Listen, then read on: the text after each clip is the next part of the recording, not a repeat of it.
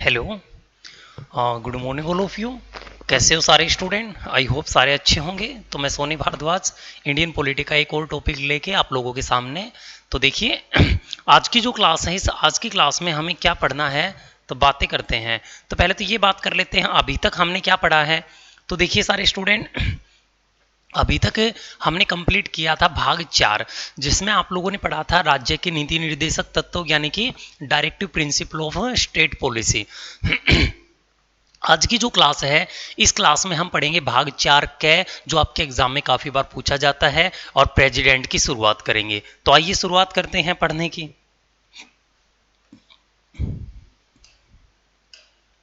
तो सबसे पहले आज की क्लास में मैं हेडिंग डाल देता हूं भाग 4 कै। पहले से कंप्लीट करेंगे भाग 4, और भाग 4 का कौन सा पार्ट पढ़ना है? कै वाला। तो आप याद रखोगे भाग 4 कै यानी ए। इस भाग का नाम क्या है? फंडामेंटल ड्यूटी, मौलिक कर्तव्य। इसका नाम है मौलिक कर्तव्य। और ये कितने आर्टिकल के अंदर गिवन है? तो ये गिवन है आर्टिकल 51 ए के अंदर। तो आप याद रखोगे आर्टिकल 51 ए में। तो देखिए अपने आप में ये क्वेश्चन बन चुका है। आप कहोगे सर कैसे? तो देखिए आपसे कई बार एग्जाम पूछता है मौलिक कर्तव्य संविधान के किस भाग में है, तो भाग 4 कै में है। आपको ये याद रखना है। कई बार ये पूछा जाता है मौलिक कर्तव्य संविधान के किस आर्टिकल में है, आर्टिकल 51 ए में। तो ये भी आप लोगों को याद रखना है। अब देखिए हम पढ़ते हैं ये जो मौलिक कर्तव्य हैं, आपको जैसे मौलिक अधिकार दिए गए हैं वैसे कुछ मौलिक कर्तव्य हैं। आप देश के नागरिक होने के नाते आपकी कुछ कर्तव्य हैं, वो कर्तव्य आपको निभाने होते हैं। तो पहले हम पढ़ते हैं, अगर ये ए में है इसका मतलब ये बाद में जोड़ा गया है, सब आर्टिकल है। अगर सब आर्टिकल है तो ये कब जोड़ा गया है, तो हम यही पढ़ना है यहाँ पे। तो हम पढ़ते हैं, स्पेसिफिक में नोट डाल देता हूँ। तो यहाँ पे नोट के अंदर हमें इसी बात को जानना है, ये कब जोड़ा गया है। तो देखिए हम पढ़ते हैं, ये जो जोड़ा गया है 42वें संविधान संशोधन 1976 के तहत। 42वें संविधान संशोधन, 42वें संविधान संशोधन 1976 के तहत। 42वें संविधान संशोधन 1976 के तहत दिखाई देता है। हाँ, 42वें संविधान संशोधन 1976 के तहत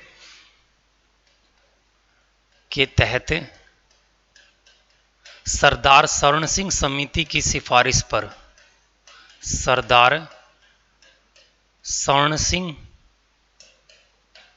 समिति की सिफारिश पर, स्वर्ण सिंह समिति की सिफारिश पर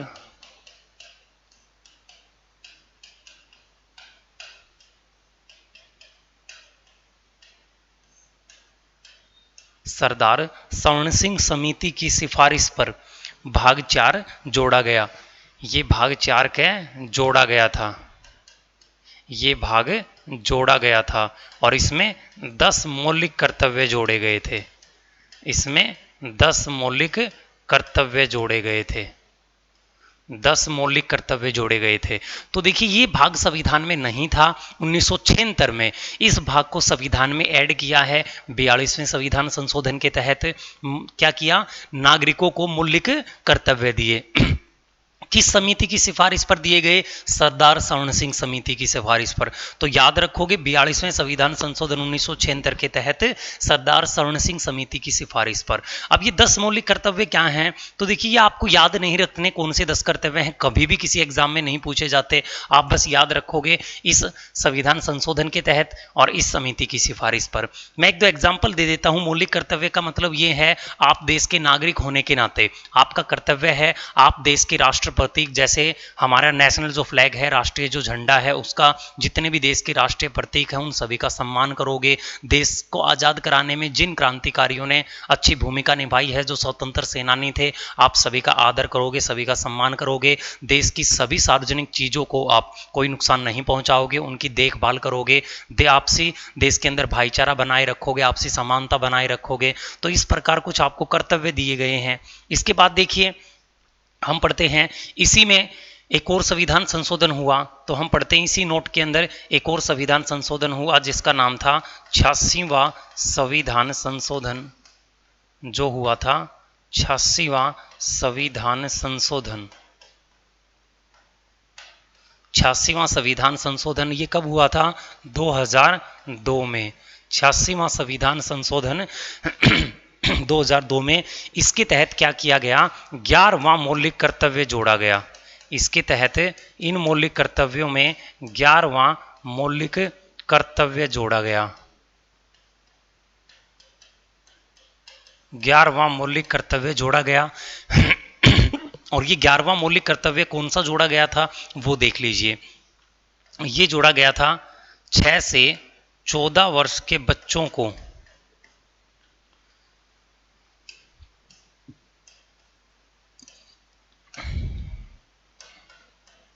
6 से 14 वर्ष के बच्चों के अभिभावकों का कर्तव्य है, पेरेंट्स अभिभावकों का कर्तव्य है, अभिभावकों का कर्तव्य है वह अपने बच्चों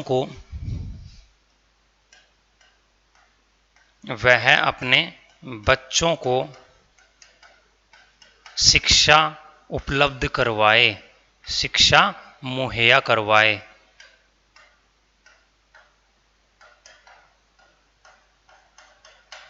तो देखिए मैंने लिखा है जो अगला इंपॉर्टेंट लाइन 86वें संविधान संशोधन 2002 में क्या किया गया? इन 10 कर्तव्यों में 11वां कर्तव्य और जोड़ दिया गया। और वो 11वां कर्तव्य क्या था?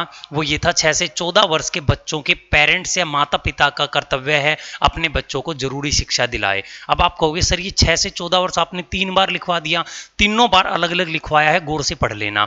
अधिकारों में ये लिखवाया था 6 से 14 वर्ष के बच्चों का मौलिक अधिकार है शिक्षा ग्रहण करना। नीति निर्देशक तत्वों में यह लिखवाया था 6 से 14 वर्ष के बच्चों को राज्य का कर्तव्य है उनको शिक्षा दिलाए, और यहाँ पे उनके पेरेंट्स का कर्तव्य है उनको शिक्षा दिलाए। तो यानी ये सारे के सारे अलग अलग हैं, तो ये आप याद रखोगे। तो ये था आप लोगों का भाग 4 का। भाग 4 का में बस यही याद रखना, गौर करें तो इसमें 5 से 6 क्वेश्चन बन चुके हैं, ये सारे के सारे आप अच्छे से याद कर लेना। एक बात बताता हूँ आपको, एक इतनी सी लाइनों को अगर आप याद कर लोगे एग्जाम का 1 नंबर पक्का है, क्योंकि डेफिनेटली एचएसएससी यहां से एग्जाम में क्वेश्चन पुट करती है, तो आप इसे याद रखेंगे। इसके बाद हम स्टार्ट करते हैं नेक्स्ट प्रेसिडेंट यानी राष्ट्रपति। लेकिन उससे पहले हम पूरे के पूरे भाग को चेक कर लेते हैं हमें कौन सा भाग पढ़ना है। तो देखिए अब हम पढ़ने वाले हैं पार्ट 5। अब हम पढ़ने वाले हैं पार्ट 5 भाग 5। और भाग 5 में हमें क्या पढ़ना होता है? संघ सरकार। इसमें हमें पढ़ना होता है संघ सरकार यानी सेंट्रल गवर्नमेंट। और संघ सरकार को कितने से कितने आर्टिकल तक पढ़ा जाता है? आर्टिकल 52 से आर्टिकल 151 तक। तो देखिए अब एक लेंथी पार्ट पढ़ने वाले हैं, काफ़ी टाइम तक यही चलेगा, काफ़ी क्लासों तक। पार्ट 5 संघ सरकार, जिसमें आर्टिकल 52 से आर्टिकल 151 तक आप लोगों को पढ़ना होता है। अब देखिए संघ सरकार में हमें पढ़ना क्या है तो वो देख लीजिए। तो जो ये संघ सरकार है, इस संघ सरकार के या सरकार के 3 अंग माने जाते हैं। तो गौर से देखिए जो सरकार है इस सरकार के 3 अंग माने जाते हैं। वो 3 अंग कौन से हैं वो देखिए। इसके एक अंग का नाम है कार्यपालिका, जिसको बोलते हो आप एग्जीक्यूटिव। इसके एक अंग का नाम है कार्यपालिका। इसके एक अंग का नाम है कार्यपालिका, जिसको आप बोलते हो एग्जीक्यूटिव। इसके एक अंग का नाम है विधायिका। इसके एक अंग का नाम है विधायिका, जिसको बोलते हो आप लेजिस्लेचर। और इसके एक अंग का नाम है न्यायपालिका, जुडिशरी। इसके एक अंग का नाम है न्यायपालिका यानी जुडिशरी। तो आप याद रखोगे कार्यपालिका, विधायिका, न्यायपालिका। देखिए जो सरकार है वो सरकार इन तीनों बॉडीज से मिलकर बनती है, कार्यपालिका, विधायिका, न्यायपालिका, एग्जीक्यूटिव, लेजिस्लेचर और जुडिशरी। तो इन तीनों को मिलकर सरकार बनती है। ये तीनों के तीनों इंडिपेंडेंट बॉडी है, यानी एक दूसरे के अंदर सम्मिलित नहीं है, तीनों भारत में स्वतंत्र रूप से काम करते हैं, ये भी याद रखोगे। अब कार्यपालिका में आपको क्या पढ़ना है संघ सरकार में वो देखिए। तो देखिए कार्यपालिका के अंदर हम क्या पढ़ने वाले हैं, इसमें हम पढ़ेंगे सबसे पहले राष्ट्रपति के बारे में। तो देखिए इसमें हम पढ़ेंगे सबसे पहले राष्ट्रपति को, प्रेसिडेंट को, यानी कार्यपालिका का सबसे मेन अधिकारी होता है राष्ट्रपति। इसके बाद हम पढ़ेंगे इसी में प्रधानमंत्री को। तो हम पढ़ते हैं इसी कार्यपालिका के अंदर आता है, ऐड होता है प्रधानमंत्री। इसी कार्यपालिका के अंदर हमें पढ़ना है मंत्री परिषद के बारे में। यहीं पे हम पढ़ेंगे मंत्री परिषद के बारे में, मंत्री परिषद के बारे में। यहीं पे हम पढ़ेंगे महान्यायवादी के बारे में। यहीं पे हम पढ़ेंगे महान्यायवादी, महान्यायवादी के बारे में। और यहीं पे हम पढ़ेंगे नियंत्रक एवं महालेखा परीक्षक के बारे में। यहीं पे हम पढ़ेंगे नियंत्रक एवं महालेखा परीक्षक, नियंत्रक एवं महालेखा परीक्षक। और इसी को क्या कहा जाता है, CAG, इसी को बोला जाता है कंट्रोलर ऑडिटर जनरल। अब देखिए मैं इनका मतलब बताता हूं आप लोगों को। राष्ट्रपति पढ़ोगे जिसको प्रेसिडेंट कहा जाता है, प्रधानमंत्री हर एक बच्चे को पता है, मंत्री परिषद यानी प्रधानमंत्री के नीचे जो उसकी मंत्री परिषद है, कैबिनेट है, सचिवालय, इस पूरे के पूरे कैबिनेट को पढ़ेंगे। महान्यायवादी क्या है, अटॉर्नी जनरल, सबसे बड़ा विधि अधिकारी होता है, इसको पढ़ेंगे, इसको अटॉर्नी जनरल कहा जाता है। नियंत्रक एवं महालेखा परीक्षक होता है, देश का सबसे बड़ा अकाउंटेंट होता है, जिसको कैग बोला जाता है। तो गौर करें काफी सारे एग्जाम में नियंत्रक एवं महालेखा परीक्षक लिखा होता है, काफी सारे एग्जाम बुक में शॉर्ट में लिखा होता है कैग, CAG, जिसको CAG कंट्रोलर ऑडिटर जनरल बोला जाता है। तो मैं अगर कैग लिखूं तो आपके माइंड में आ जाना चाहिए नियंत्रक एवं महालेखा परीक्षक। तो ये सारे पढ़ने वाले हैं। इसके बाद हम पढ़ेंगे विधायिका के बारे में। तो देखिए विधायिका में हमें क्या पढ़ना होता है, तो मैं आप लोगों को बता दूं, इस विधायिका में हमें पढ़ना होता है संसद के बारे में। यहां पे हम पढ़ेंगे किसके बारे में, संसद के बारे में। तो इस विधायिका में हमें पढ़ना होता है संसद के बारे में। अब इस संसद में कौन से अंग हैं वही देख लीजिए। तो देखिए संसद के अंदर हमें संसद के 3 अभिन्न अंगों के बारे में पढ़ना होता है। कौन से? सबसे पहले तो हम पढ़ेंगे इसमें राष्ट्रपति। इस संसद के 3 अंग होते हैं, एक तो होता है राष्ट्रपति। तो देखिए राष्ट्रपति कार्यपालिका का भी अंग है, राष्ट्रपति संसद का भी अंग है। इसके बाद हम पढ़ेंगे किसके बारे में यहां पर, तो देखिए इसके बाद हम पढ़ेंगे लोकसभा के बारे में। इसके बाद हम पढ़ेंगे किसके बारे में, लोकसभा के बारे में। तो ये भी आप याद रखोगे। और इसके बाद हम पढ़ेंगे किसके बारे में,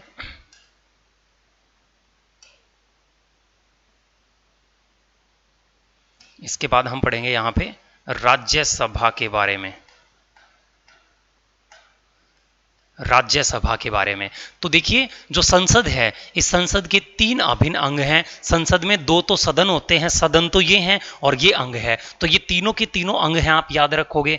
तो संसद में राष्ट्रपति पढ़ोगे, लोकसभा पढ़ोगे, राज्यसभा। लोकसभा लोगों की सभा, राज्यसभा जो राज्य से निर्वाचित होकर जाती है वो सभा। तो ये लेजिस्लेचर है, इस लेजिस्लेचर को हम किस में पढ़ेंगे, विधायिका में। इसके बाद हम पढ़ने वाले हैं न्यायपालिका को। और न्यायपालिका में हमें क्या पढ़ना है, तो देखिए जो न्यायपालिका है, हम संघ सरकार पढ़ रहे हैं यानी सेंट्रल गवर्नमेंट पढ़ रहे हैं। तो सेंट्रल गवर्नमेंट का सबसे बड़ा न्यायपालिका कौन सा है, सुप्रीम कोर्ट। यहां पे हम किसको पढ़ेंगे, सर्वोच्च न्यायालय के बारे में। यहां पे हम पढ़ेंगे सर्वोच्च न्यायालय, जिसको आप क्या बोलते हो शॉर्ट में, सुप्रीम कोर्ट, जिसको आप बोलते हो सुप्रीम कोर्ट। तो यहां पे हम किसके बारे में पढ़ेंगे, सर्वोच्च न्यायालय के बारे में, यानी कि सुप्रीम कोर्ट के बारे में। तो ये सारी बातें आप ध्यान रखोगे यहां पे। तो देखिए हम इस पार्ट 5 में राष्ट्रपति से शुरू करेंगे और खत्म कहां पे करेंगे, लाके सुप्रीम कोर्ट के ऊपर। कंटिन्यूअस सारे के सारी बॉडी जो मैंने लिखी हैं इन सभी को एक एक करके पढ़ेंगे। अब मैं आपको पढ़ने से पहले एक बात बता देता हूं, अगर आपको HSSC का एग्जाम क्वालिफाई करना है तो गौर करें, इस क्लास से पहले मैंने जितनी भी क्लास डाली हैं हर एक क्लास को बारीकी से देख लेना। और ये जितने नाम डाले हैं अगर मैंने ये कंप्लीट करवा दिए, वहीं तक आपको पॉलिटी पढ़नी है। इसके बाद की पॉलिटी के चांस 5% भी नहीं होते आने के, 95% चांस यहीं तक आने के होते हैं। तो ये सारे पढ़ने के बाद पहले वाली क्लास पढ़ लेना, आपका एग्जाम क्वालिफाई हो जाएगा आराम से। और HSSC के SSC के बड़े से बड़े एग्जाम इस पॉलिटी की क्लास से आपके क्वालिफाई हो जाएंगे। इसके बाद देखिए हम स्टार्ट करते हैं किसको पढ़ना, प्रेसिडेंट यानी कि राष्ट्रपति को। तो हेडिंग डाल दे देते हैं राष्ट्रपति। तो पढ़ना शुरू ही कर देते हैं हम किसके बारे में, राष्ट्रपति के बारे में। तो मैं यहां लिख देता हूं प्रेसिडेंट, राष्ट्रपति। तो देखिए राष्ट्रपति, जो राष्ट्रपति है इसको हम कहां से कहां तक पढ़ेंगे, आर्टिकल 52 से 62 तक। इसके जो आर्टिकल हैं, राष्ट्रपति के जो आर्टिकल हैं, आर्टिकल 52 से लेके आर्टिकल 62 तक हैं। इसके जो आर्टिकल हैं, आर्टिकल 52 से लेके आर्टिकल 62 तक हैं। तो आर्टिकल 52 से आर्टिकल 62 तक हम किसको पढ़ेंगे, प्रेसिडेंट को, यानी राष्ट्रपति को। तो शुरुआत करते हैं सबसे पहले आर्टिकल से ही। तो देखिए हम यहां पे पढ़ते हैं आर्टिकल 52। तो मैं हेडिंग ही डाल देता हूं आर्टिकल 52। आर्टिकल 52, आर्टिकल 52 में क्या है, तो देखिए आर्टिकल 52 में लिखा है भारत का एक राष्ट्रपति होगा। इसमें लिखा है भारत का एक राष्ट्रपति होगा, भारत का एक राष्ट्रपति होगा। बिल्कुल आसान सी लाइन है, लिखते ही आप लोगों को याद हो गई होगी। इसके बाद लिखा है आर्टिकल 53। आर्टिकल 53, आर्टिकल 53 में क्या लिखेंगे हम, देश की समस्त कार्यकारी शक्तियां, देश की समस्त कार्यकारी शक्तियां, देश की समस्त कार्यकारी शक्तियां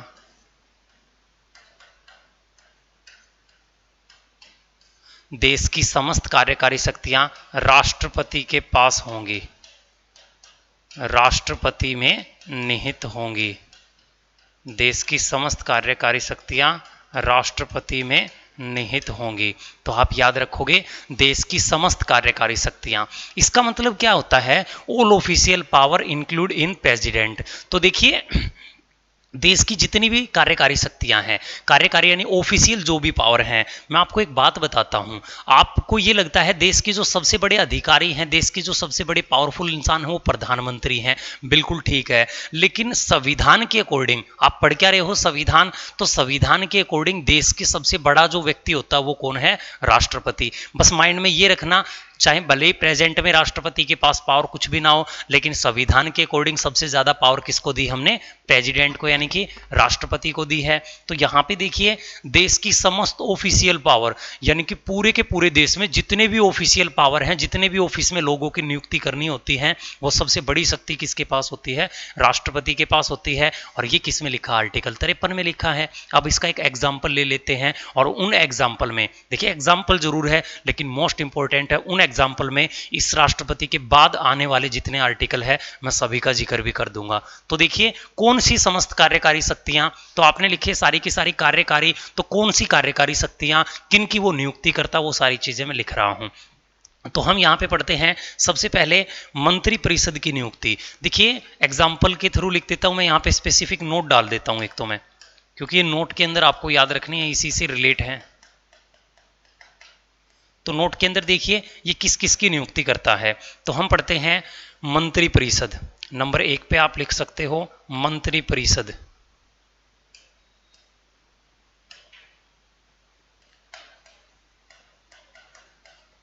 मंत्री परिषद, मंत्री परिषद की नियुक्ति, तो आप याद रखेंगे मंत्री परिषद की जो नियुक्ति है ये किस आर्टिकल के तहत करता है, आर्टिकल 75 के तहत, आर्टिकल 75 के तहत। तो याद रखेंगे मंत्री परिषद की नियुक्ति आर्टिकल 75 के तहत कौन करता है, राष्ट्रपति करता है। नंबर 2 पे हम पढ़ते हैं प्रधानमंत्री की नियुक्ति भी कौन करता है,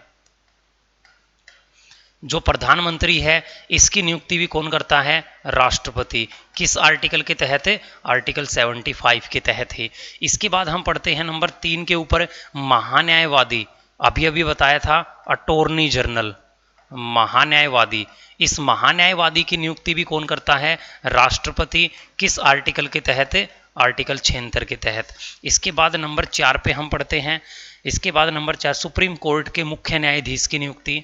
तो सुप्रीम कोर्ट के मुख्य न्यायाधीश की नियुक्ति,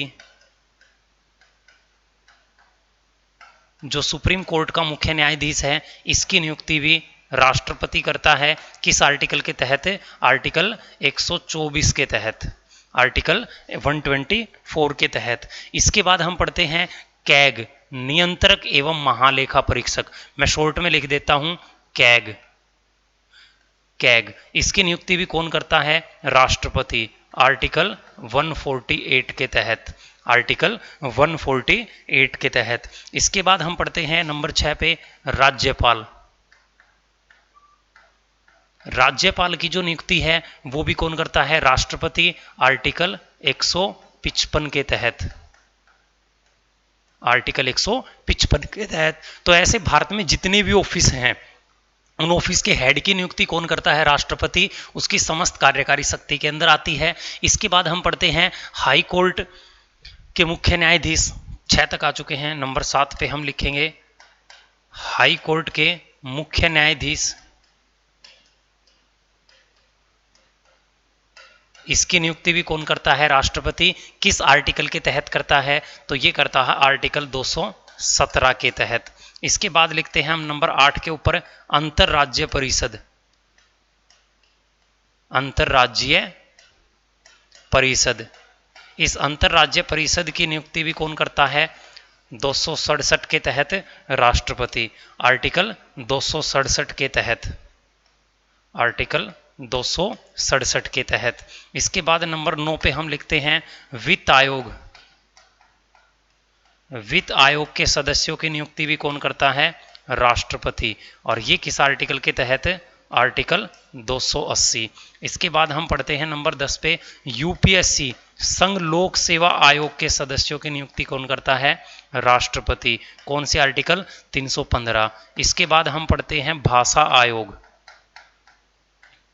भाषा आयोग के सदस्यों की नियुक्ति भी कौन करता है? राष्ट्रपति। आर्टिकल कौन सा? 343। तो याद रखेंगे आर्टिकल कौन सा है? 343। तो गौर से देखिए, ये मैंने आपको क्या बताया है, मोस्ट इंपॉर्टेंट क्वेश्चन यहाँ पे आप लोगों के आ चुके हैं एग्जाम में पूछे जाने वाले। तो मैंने आर्टिकल 53 पढ़ाया है। आर्टिकल 53 में क्या है? देश की समस्त कार्यकारी शक्ति राष्ट्रपति के पास होगी, यानी सारी ऑफिशियल पावर। कौन सी ऑफिशियल पावर? तो ये देश की जितने बड़े बड़े ऑफिस हैं, इन सभी ऑफिसों में जो नियुक्ति की जाती है वो राष्ट्रपति के हाथ की जाती है संविधान के अकॉर्डिंग। मंत्री परिषद की आर्टिकल 75 में, प्रधानमंत्री की आर्टिकल 75 में, महान्यायवादी की आर्टिकल 76 में, सुप्रीम कोर्ट के मुख्य न्यायाधीश की आर्टिकल 124 में, कैग की आर्टिकल 148 में, राज्यपाल की आर्टिकल 155 में, हाई कोर्ट के मुख्य न्यायाधीश की 217 में, अंतरराज्य परिषद की 267 में, वित्त आयोग की 280 में, संघ लोक सेवा आयोग यूपीएससी की 315 में और भाषा आयोग 343 में। तो ये सारी राष्ट्रपति की ऑफिशियल पावर हैं, इनके तहत सारी की सारी नियुक्तियां राष्ट्रपति करता है। इसके बाद पढ़ते हैं आर्टिकल 54, आर्टिकल 54। इसके बाद हम स्टार्ट करते हैं आर्टिकल 54।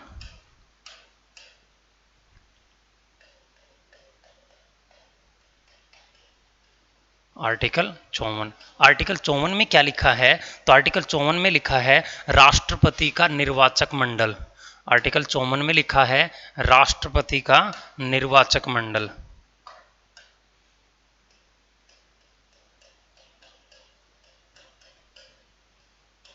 राष्ट्रपति का निर्वाचक मंडल।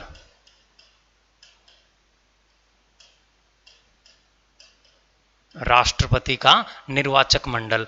अब देखिए, राष्ट्रपति का निर्वाचक मंडल का मतलब इलेक्टरल कॉलेज ऑफ प्रेसिडेंट। इसका मतलब ये है राष्ट्रपति का वोट डालने कौन कौन जाएगा। तो सबसे पहले आपको ये पता है राष्ट्रपति का वोट हम लोग तो डालने नहीं जाते, तो फिर कोई स्पेशल लोग जाते हैं। तो वो कौन कौन राष्ट्रपति का वोट डालने जाएंगे, उन लोगों को एक समूह में रखा गया है, उसी को बोला गया है राष्ट्रपति का निर्वाचक मंडल आर्टिकल 54 में। और ये हमने किस देश से लिया है?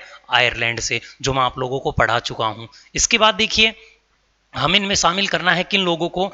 लोकसभा के सभी निर्वाचित सदस्य। इनमें कौन कौन जाएगा? तो देखिए, राष्ट्रपति का वोट डालने के लिए जाएंगे लोकसभा के सभी निर्वाचित सदस्य, सभी निर्वाचित सदस्य, all elected member of Lok Sabha. तो देखिए, मैंने लिखा लोकसभा के सभी निर्वाचित। इसका मतलब क्या हुआ? इसका मतलब ये है निर्वाचित। तो देखिए, लोकसभा के सभी निर्वाचित सदस्य, अब मैं आपको एक बात बता देता हूं, काफी सारे एग्जाम में जब आपसे क्वेश्चन क्लियर करवाया जाता है तो यहाँ पे निर्वाचित शब्द को हटा दिया जाता है, डायरेक्ट पूछा जाता है लोकसभा के सभी सदस्य। तो गौर करें, लोकसभा के सारे सदस्य नहीं जाते, सिर्फ निर्वाचित जाते। निर्वाचित का मतलब है जो इलेक्शन लड़ के आए हैं, जो लोकसभा में जीत के आए हैं।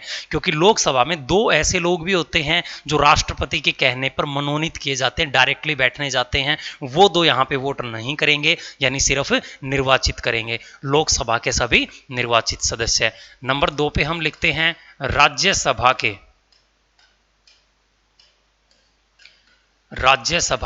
सभी निर्वाचित सदस्य। तो आप ये भी याद रखोगे, लोकसभा और राज्यसभा के सभी निर्वाचित सदस्य। अब मैं आपको एक बात बताता हूं, कई बार एग्जाम में दोनों लाइन ना देके ये लिखा होता है संसद के सभी निर्वाचित सदस्य।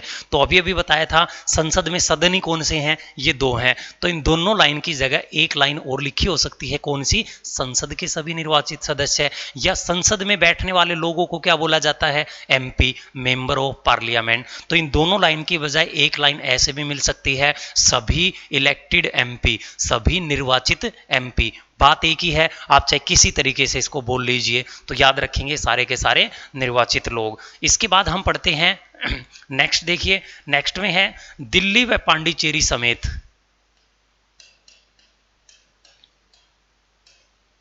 दिल्ली व पांडिचेरी समेत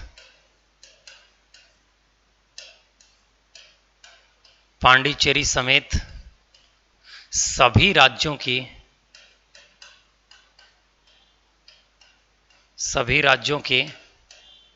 विधानसभाओं के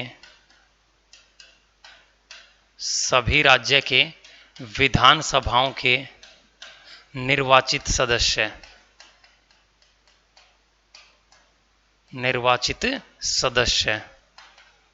सभी राज्यों की विधानसभाओं के निर्वाचित सदस्य। देखिए जो ये दिल्ली और पांडिचेरी दो शब्द हैं, ये 17वें संविधान संशोधन 1991 में जोड़े गए थे। इससे पहले खाली सभी राज्यों के थे। अब आपको याद रखना है दिल्ली व पांडिचेरी समेत सभी राज्यों की विधानसभा। देखिए जो सरकार होती है दो तरीके की होती है, एक होती है केंद्र सरकार, एक होती है राज्य सरकार। तो केंद्र सरकार के तो ये व्यक्ति हैं, ये राज्य सरकार के हैं। तो राज्य के अंदर जो एमएलए होते हैं वो भी राष्ट्रपति का वोट डालने जाएंगे। एज पर एग्जांपल ले लीजिए, आपने हरियाणा जीके पढ़ी है, आपको हरियाणा जीके में क्वेश्चन तो रट लिया होगा। आपसे ये पूछ लिया जाए हरियाणा में विधानसभा की कितनी सीट है, आप झट से आंसर करते हो सर 90 सीट हैं। तो हरियाणा में विधानसभा के 90 कैंडिडेट हैं। विधानसभा को क्या बोला जाता है, member of legislative assembly, MLA, यानी हरियाणा में 90 एमएलए बनते हैं। इस प्रकार अलग अलग राज्यों के अलग अलग एमएलए, अलग अलग विधानसभा सदस्य। तो ये सारे विधानसभा के सदस्य क्या करने जाते हैं, राष्ट्रपति का वोट डालने जाते हैं। लेकिन निर्वाचित का मतलब होता है जो इलेक्शन लड़के एमएलए बना है विधानसभा का सदस्य, वो राष्ट्रपति का वोट डालने जाएगा। तो मेरे ख्याल से ये आप लोगों को अच्छे से समझ आ गई होंगी राष्ट्रपति का निर्वाचक मंडल आर्टिकल 54 में। इसके बाद हम पढ़ते हैं आर्टिकल 55।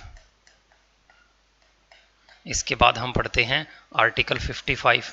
आर्टिकल 55 में क्या लिखा है, राष्ट्रपति की निर्वाचन प्रक्रिया, राष्ट्रपति की निर्वाचन प्रक्रिया,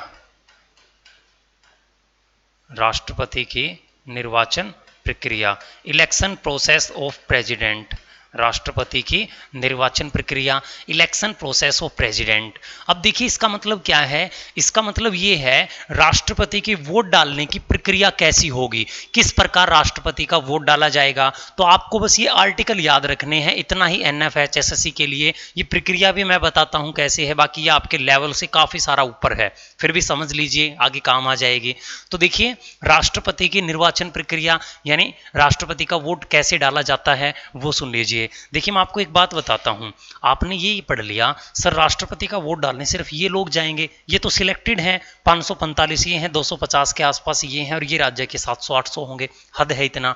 तो इतने लोग सिर्फ वोट डालने जाते हैं, फिर राष्ट्रपति की वोटिंग की जो काउंटिंग है वो करोड़ों में कैसे हो जाती है वो सुन लीजिए। क्योंकि हर एक एमएलए की वोट की वैल्यू, हर एक एमपी की वोट की वैल्यू अलग अलग होती है। उसके नीचे जितनी जनसंख्या होती है वो जनसंख्या ऐड कर दी जाती है उनकी वोट की वैल्यू के अंदर। तो ये भी आप याद रखोगे। तो देखिए इनके इस राष्ट्रपति के निर्वाचन को किस नाम से जाना जाता है? तो इसको जाना जाता है एकल संक्रमणीय मत पद्धति के आधार पे अप्रत्यक्ष मतदान प्रणाली। तो याद रखोगे इसकी जो वोटिंग सिस्टम है वो कैसी है? अप्रत्यक्ष मतदान प्रणाली। अप्रत्यक्ष मतदान प्रणाली और एकल संक्रमणीय मत अप्रत्यक्ष मतदान प्रणाली है और किसके तहत डाली जाती है? एकल संक्रमणीय सिंगल वोट ट्रांसफॉर्मिंग, एकल संक्रमणीय पद्धति।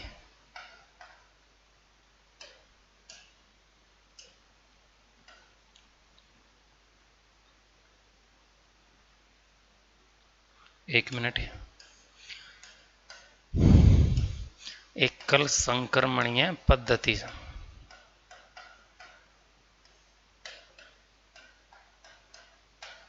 अब देखिए ये क्या है। तो राष्ट्रपति की जो निर्वाचन प्रक्रिया है इसको जाना जाता है अप्रत्यक्ष मतदान प्रणाली। अब बस आपके माइंड में ये होना चाहिए प्रत्यक्ष और अप्रत्यक्ष में क्या मतलब होता है, डायरेक्ट और इनडायरेक्ट। देखिए जिस किसी कैंडिडेट का वोट डालने हम लोग जाएं यानी भारत की जनता जाए सारी, वो तो है प्रत्यक्ष। और जिसमें कोई स्पेशल लोग जाएं, हमारे द्वारा चुने हुए लोग आगे जाके वोट करें, वो क्या है? अप्रत्यक्ष। तो इसमें सिर्फ अप्रत्यक्ष है, सिर्फ ये लोग जा रहे हैं, इनको किसने भेजा? हमने भेजा है, यानी डायरेक्ट हम नहीं जा रहे हैं। तो राष्ट्रपति की जो वोटिंग है वो कैसी है?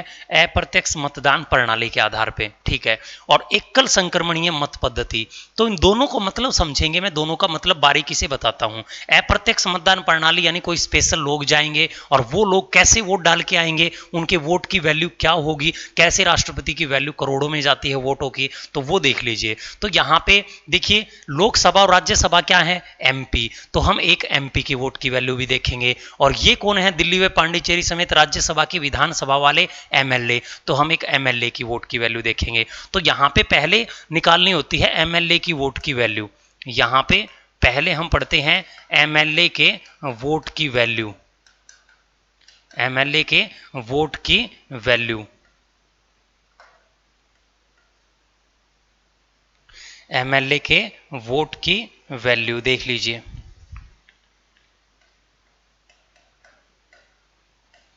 कैसे निकाला जाता है एक एमएलए का वोट? तो देखिए जो एमएलए के वोट की वैल्यू होती है वो क्या है, तो मैं वो लिख देता हूं राज्य की कुल जनसंख्या। वो कैसे निकाली जाती है? राज्य की कुल जनसंख्या, राज्य की कुल जनसंख्या को डिवाइड कर दिया जाता है, राज्य की कुल जनसंख्या को भाग दे दिया जाता है किससे? राज्य के कुल निर्वाचित एमएलए से, राज्य के कुल निर्वाचित एमएलए, राज्य के कुल निर्वाचित एमएलए से। और इनको क्या कर दिया जाता है? इनको गुणा कर दी जाती है 1/1000 से। तो जो वैल्यू निकल के आती है वो किसकी निकल के आती है? एक एमएलए के वोट की वैल्यू निकल के आती है। तो गौर से देखिए जब एक एमएलए के वोट की वैल्यू निकाली जाती है तो अब हरियाणा के एमएलए की वोट की वैल्यू हो, चाहे पंजाब के एमएलए, चाहे राजस्थान के एमएलए, तो उस राज्य की कुल जनसंख्या को भाग दे दिया जाता है कहां पे? टोटल एमएलए कितने हैं। एज पर एग्जाम्पल आपने हरियाणा की टोटल जनसंख्या पढ़ी होगी, सर ने पढ़ाया होगा। तो हरियाणा की कुल जनसंख्या बटा हरियाणा के एमएलए कितने हैं? 90 एमएलए, और गुणा 1/1000 से कर देंगे तो हरियाणा के एक एमएलए की वोट की वैल्यू आ जाएगी जो लगभग 112-116 के आसपास आएगी। यानी एक व्यक्ति का वोट कितनी बार काउंट होता है? 112 से 116 बार। तो आप ये कहोगे सर एक एमएलए की वोट की वैल्यू देखिए कितनी है, उसका वोट एक नहीं माना जाएगा, एक व्यक्ति के 112 वोट माने जाएंगे यहां पे। तो अब देखिए आप ये कहोगे सर ये राज्य की कुल जनसंख्या हरियाणा की अलग है, यूपी की अलग है, फिर राजस्थान की अलग है, तो सबकी अलग अलग है। तो ये बिल्कुल ठीक है। अगर यहाँ पे यूपी के वोट की वैल्यू निकलेगी तो यूपी का एमएलए हरियाणा के एमएलए से पावरफुल होता है। वो कैसे? क्योंकि यूपी की जनसंख्या ज्यादा है और ज्यादा जनसंख्या होगी तो यूपी के एमएलए की वोट वोट की वैल्यू भी ज़्यादा होगी, जो लगभग 208 के करीब है। यानी हरियाणा के एमएलए का एक वोट में 112 के करीब वोट काउंट होंगे, लेकिन यूपी के एक एमएलए में 208 काउंट होंगे। इसीलिए जब राष्ट्रपति का निर्वाचन होता है उस समय जिन राज्यों में ज़्यादा जनसंख्या है वहाँ के एमएलए को फोकस किया जाता है, क्योंकि उनके वोट की वैल्यू ज़्यादा होती है। अब देखिए, जो ये जनसंख्या है ये 1971 की काउंट मानी जाती है, अब की जनसंख्या नहीं मानी जाएगी। क्यों नहीं मानी जाएगी? अब की 1971 की क्यों मानी जाती है? अगर हर बार जनसंख्या अब की मानी जाए तो हर राज्य क्या समझेगा, वो राज्य का एमएलए पावरफुल बने, उनका राष्ट्रपति बने, तो जनसंख्या को बढ़ाने की कोशिश करेगा। एक तरफ राज्य कौन से मुहैया करवा रहा है, हम दो हमारे दो, यानी जनसंख्या नियंत्रण, इसलिए 1971 की मानी जाएगी, अब की नहीं मानी जाएगी। तो ये था एक एमएलए की वोट की वैल्यू। अब निकालते हैं एक एमपी के वोट की वैल्यू। अब हम पढ़ते हैं एक एमपी के वोट की वैल्यू। तो यहां पे पढ़ते हैं हम एमपी के वोट की वैल्यू।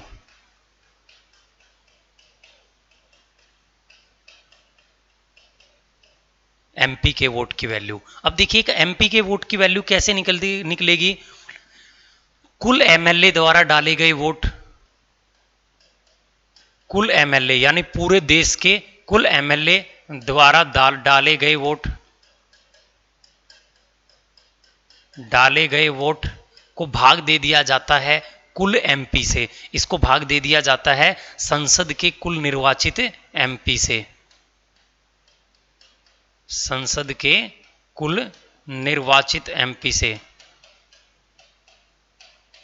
कुल निर्वाचित एमपी से इसको भाग दे दिया जाता है। तो देखिए पहले तो एमएलए द्वारा सारे के सारे वोट डलवा लिए जाते हैं। जब एमएलए सारे वोट डाल देते हैं तो यहाँ पे क्या होती है, सभी एमएलए की वोट की वैल्यू अलग अलग है, सभी वैल्यू को काउंट कर लिया जाता है, उनको काउंट कर लिया जाता है। तो कुल एमएलए द्वारा डाले गए वोट, यानी टोटल भारत में जितने एमएलए हैं, दिल्ली और पांडिचेरी समेत सभी राज्यों की विधानसभा द्वारा, चाहे उनके वोट की वैल्यू अलग अलग हो, तो सबको जोड़ दिया जाता है, ऊपर रख दिया जाता है। और संसद के कुल निर्वाचित एमपी, तो संसद में कुल निर्वाचित एमपी कितने हैं, यानी लोकसभा और राज्यसभा में टोटल व्यक्ति कितने हैं जो निर्वाचित होते हैं। तो आपको बता देता हूं, राज्यसभा में जो निर्वाचित है वो 233 हैं, और लोकसभा में कितने हैं, 500, टोटल 45 है तो 543 हैं, 2 व्यक्ति निर्वाचित होते हैं।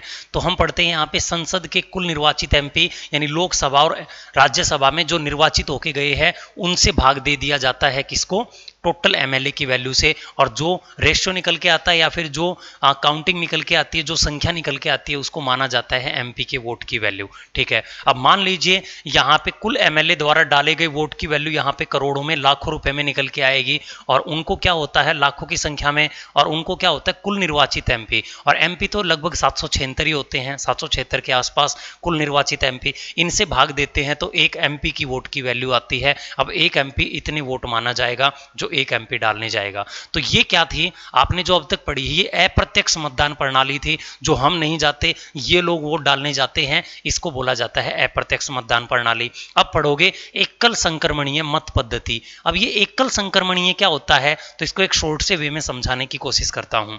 तो देखिए, आप कभी वोट डालने गए हैं या आपने कभी देखा होगा जो वोटिंग मशीन होती है, यानी आप जो वोटिंग मशीन होती है आपने देखा होगा, उसमें क्या होता है, एक तरफ कैंडिडेट का नाम, दूसरी तरफ बटन, फिर कैंडिडेट का नाम बटन, फिर कैंडिडेट का नाम और बटन। तो मान लीजिए इस प्रकार जो वोटिंग मशीन होती है आपने कभी डाला होगा। जब आप वोट डालने के लिए जाते हो तो आपके पास क्या प्रेफरेंस होती है, आप किसी कैंडिडेट को जिताना चाहते हो, उसका बटन दबा के बाहर आ जाते हो। ऐसा इसमें भी होता है, लेकिन इसका तरीका एकल संक्रमणीय है, यानी कि अपना जो मत होता है हम उसको ट्रांसफर भी कर सकते हैं। वो कैसे, गौर से सुन लीजिए। तो देखिए इसमें क्या होता है, जब एक एमएलए वोट डालने के लिए जाता है, तो मान लीजिए वोट डालने गया, उसको जाके ये लगता है राष्ट्रपति ये बनना चाहिए, तो वो क्या करेगा, एक बार इस बटन को दबा देगा पहले नंबर पे, यानी इसको एक प्रेफरेंस दे देगा। वो सोचता है अगर ये नहीं बने तो दूसरे नंबर पे ये बनना चाहिए, अगर वो सोचता है ये नहीं बने तो तीसरे नंबर पे ये बनना चाहिए। या तो वो एक बटन दबा के बाहर आ सकता है, या फिर वो चाहे तो इनको प्रीफ्रेंस दे सकता है। अब दूसरा व्यक्ति गया, वो सोचता है ये एमएलए पहले नंबर पे बनना चाहिए, ये राष्ट्रपति, फिर वो सोचता अगर ये नहीं बने तो ये बनना चाहिए दूसरे पे, और नहीं फिर तीसरे पे ये बनना चाहिए। इस प्रकार हर एक व्यक्ति अपनी प्रीफरेंस देता है जाके, और लास्ट में ये चेक किया जाता है कितने लोगों ने किस राष्ट्रपति को पहली प्रीफरेंस दी है, उसी को देश का राष्ट्रपति बनाया जाएगा। अब आप ये कहोगे सर ये प्रीफरेंस तो बराबर भी हो सकती है, दो राष्ट्रपति की बराबर प्रीफरेंस निकल सकती है, तो ऐसे में क्या किया जाएगा, उनके चुनाव की मतगणना का सेकंड चरण उठाया जाएगा। यानी ये देखा जाएगा इतने लोगों ने उन दोनों में से किस राष्ट्रपति को दूसरे नंबर पे चुना है, अगर दूसरे पे जो ज्यादा निकला वही राष्ट्रपति बनेगा। और ऐसे भारतीय इतिहास में सिर्फ एक ही बार हुआ है जब नीलम संजीव रेड्डी बने थे, शायद वो पढ़ाने वाला हूं, जिनके चुनाव की मतगणना सेकंड चरण तक चली थी। तो ये था एकल संक्रमणीय मत पद्धति। आपको ये फॉर्मूले वगैरह कुछ याद नहीं रखना, आप आर्टिकल 54 और आर्टिकल 55 को अच्छे से याद रख लेना। आर्टिकल 55 हमने कहां से लिया है, अमेरिका से, राष्ट्रपति के निर्वाचन प्रक्रिया। इसके बाद हम पढ़ने वाले हैं आर्टिकल 56। इसके बाद हम पढ़ने वाले हैं आर्टिकल 56।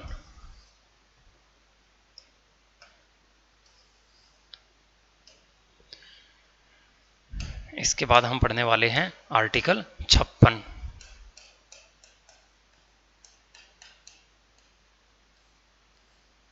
तो देखिए आर्टिकल 56 में हमें क्या पढ़ना है, राष्ट्रपति का कार्यकाल। इसमें क्या दिया गया है, टर्म ऑफ प्रेसिडेंट, राष्ट्रपति का कार्यकाल,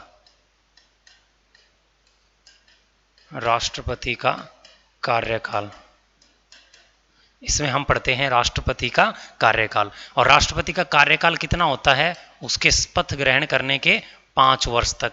तो ये तो लगभग सभी को पता होगा। इसके बाद हम पढ़ते हैं आर्टिकल 57।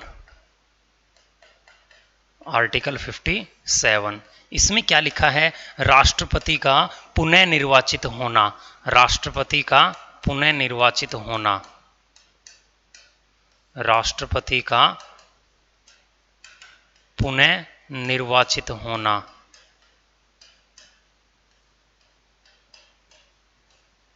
राष्ट्रपति का पुनः निर्वाचित होना, इसका मतलब यह है कोई भी राष्ट्रपति एक बार राष्ट्रपति बनने के बाद दोबारा से इलेक्शन में खड़ा हो सकता है, आर्टिकल 57 के अंतर्गत। इसके बाद हम पढ़ते हैं आर्टिकल 58। आर्टिकल 58, अब देखिए आर्टिकल 58 में, तो जो आर्टिकल 58 है इसमें लिखा है राष्ट्रपति की योग्यताएं, एलिजिबिलिटी ऑफ प्रेसिडेंट, राष्ट्रपति की योग्यताएं।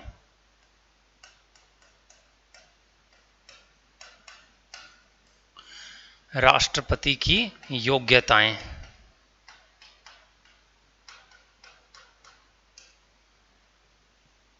राष्ट्रपति की योग्यताएं यानी राष्ट्रपति बनने से पहले उसके पास कौन सी योग्यताएं होनी चाहिए।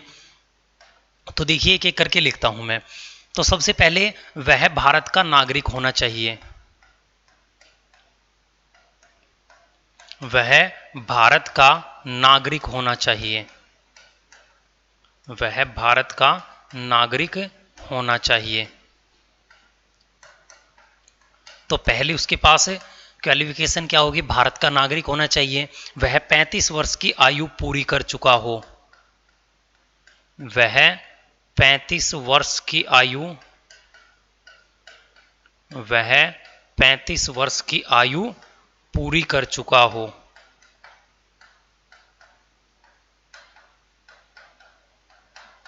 35 वर्ष की आयु पूरी कर चुका हो। इसके बाद हम पढ़ते हैं वह किसी लाभ के पद पर ना हो, वह किसी लाभ के पद पर ना हो,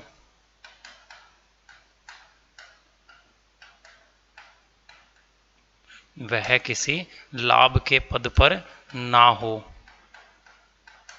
इसके बाद हम पढ़ते हैं नंबर 4 पे, वह, ये इंपॉर्टेंट लाइन है, वह लोकसभा का, वह लोकसभा का सदस्य बनने की योग्यता रखता हो, सदस्य बनने की योग्यता रखता हो, योग्यता रखता हो।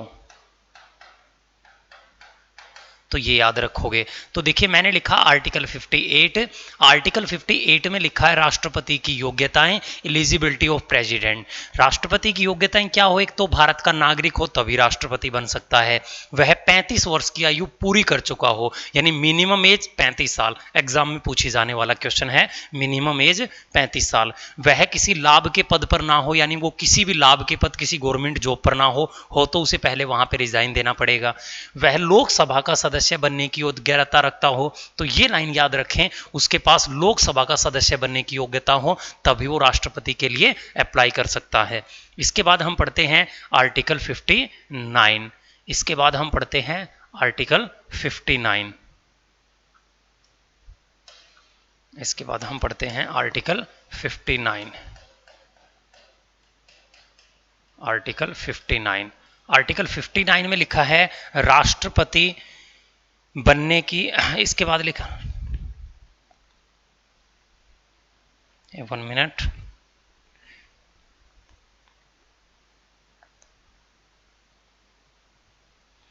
राष्ट्रपति का कार्यालय। इसमें हम पढ़ते हैं राष्ट्रपति का कार्यालय। राष्ट्रपति का कार्यालय, ऑफिस ऑफ प्रेसिडेंट। अब आप कहोगे सर इसका मतलब क्या है, तो देखिए इसका मतलब है ऑफिस ऑफ प्रेसिडेंट राष्ट्रपति का कार्यालय, यानी कि राष्ट्रपति का जो कार्यालय ऑफिस है, राष्ट्रपति जो भवन है, वो सुप्रीम कोर्ट के पास होना चाहिए, वो राष्ट्रीय राजधानी क्षेत्र के अंदर होना चाहिए। इस प्रकार की कुछ शर्तें होती हैं, तो ये आप इसमें याद रखोगे। इसके बाद हम पढ़ते हैं आर्टिकल 60। आर्टिकल 60। आर्टिकल 60 इंपॉर्टेंट है। इसमें क्या लिखा है, ओथ ऑफ प्रेसिडेंट, राष्ट्रपति की शपथ। राष्ट्रपति की शपथ इसमें लिखी है, ओथ ऑफ प्रेसिडेंट, राष्ट्रपति की शपथ। तो याद रखेंगे राष्ट्रपति बनने से पहले शपथ लेगा। अब बस ये याद रखना है ये शपथ कौन दिलवाएगा, तो हम याद रखते हैं ये शपथ सुप्रीम कोर्ट का मुख्य न्यायाधीश दिलवाएगा। सुप्रीम कोर्ट का मुख्य न्यायाधीश, सुप्रीम कोर्ट का मुख्य न्यायाधीश, जिसको आप क्या बोलते हो, CJI, chief justice of India, supreme court का मुख्य न्यायाधीश ये शपथ दिलवाएगा। अब आप ये कहोगे सर ये मुख्य न्यायाधीश ना हो तो फिर कौन दिलवाएगा, तो इसके बाद जो एज में सबसे बड़ा है वही दिलवाएगा। यानी प्रेजेंट में 33+1 है, यानी अगर ये एक हैं तो बचे हुए जो 33 हैं उनमें जो सबसे बड़ी एज का होता हो वही दिलवाएगा शपथ। इसके बाद हम पढ़ते हैं आर्टिकल 61। इसके बाद हम पढ़ते हैं आर्टिकल 61। राष्ट्रपति पर महाअभियोग। इसमें क्या लिखा है, राष्ट्रपति पर महाअभियोग। महाअभियोग, इम्पीचमेंट ऑफ प्रेसिडेंट, राष्ट्रपति पर महाअभियोग। अब आप ये कहोगे सर ये राष्ट्रपति पर महाअभियोग क्या है, इसको अच्छे से समझिए, इसको गौर से समझिए।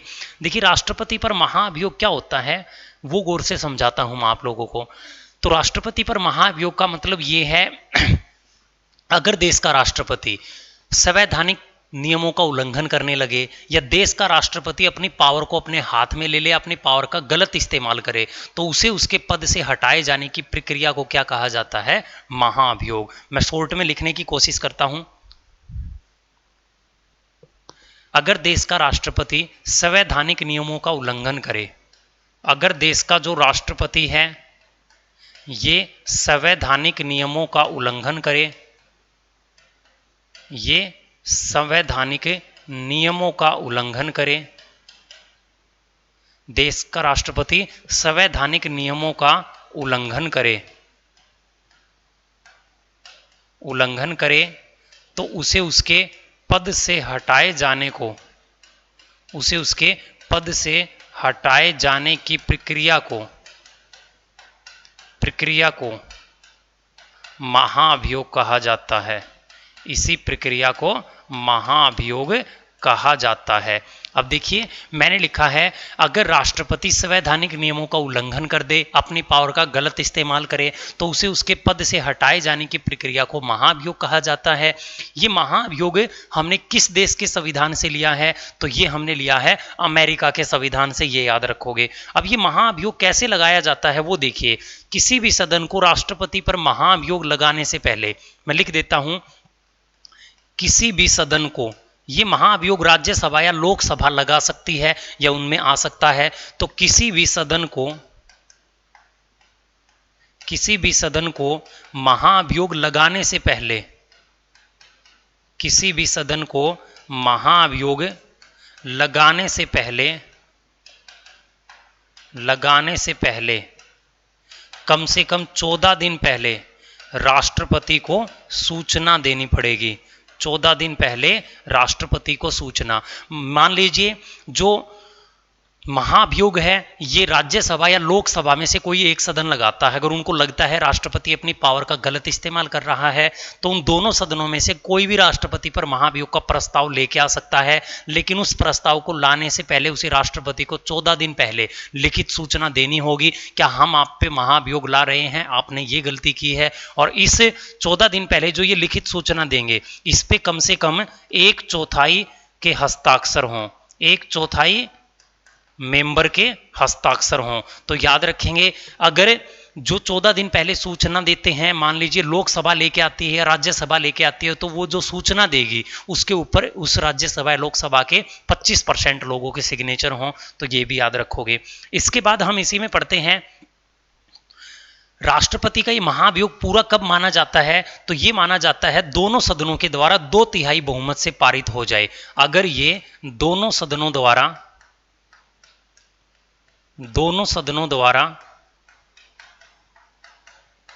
2/3 बहुमत से पारित हो जाए, 2/3 बहुमत से पारित हो जाए, तो वो राष्ट्रपति को अपना पद छोड़ना होगा। उसी दिन से राष्ट्रपति को अपना पद छोड़ना होगा। तो अब समझाता हूं मैं आप लोगों को ये पूरा का पूरा महाभियोग का खेल क्या है। तो देखिए बोर्ड के ऊपर मैंने ये लिखा है राष्ट्रपति पर महाभियोग, ये हमने लिया है अमेरिका के संविधान से।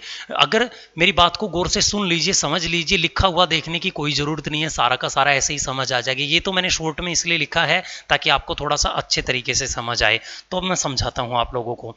अगर देश का राष्ट्रपति, गौर से सुने मेरी बात को, अगर देश का राष्ट्रपति अपनी शक्तियों का गलत इस्तेमाल करे, संवैधानिक नियमों का उल्लंघन करने लगे, तो संसद का कोई एक सदन उस पर महाभियोग लगा सकता, उसका महाभियोग का प्रस्ताव लेके आ सकता है। अब मान लीजिए लोकसभा को यह लगता है राष्ट्रपति अपनी पावर का गलत इस्तेमाल कर रहा है, तो लोकसभा एक महाभियोग का प्रस्ताव लेके आएगी। लेकिन उसको लेके आने से पहले उसे क्या करना पड़ेगा? उसे कम से कम 14 दिन पहले क्या करना पड़ेगा? राष्ट्रपति को लिखित सूचना देनी होगी। और उस सूचना पे क्या होगा? लगभग 1/4 सदस्यों के हस्ताक्षर होंगे।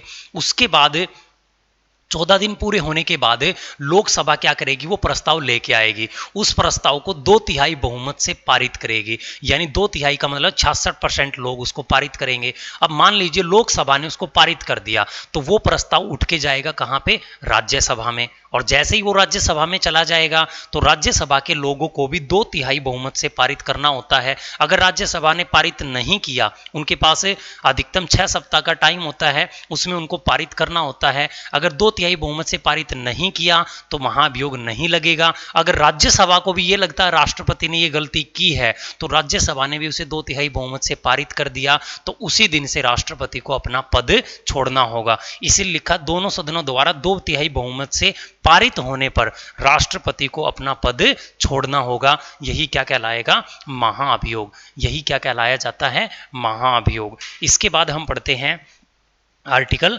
62। इसके बाद हम पढ़ते हैं आर्टिकल 62, आज का अंतिम आर्टिकल, आर्टिकल 62। आर्टिकल 62।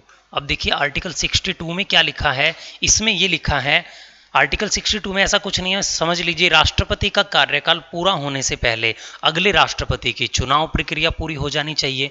तो इसमें लिखा है राष्ट्रपति का कार्यकाल पूरा होने से पहले, राष्ट्रपति का कार्यकाल पूरा होने से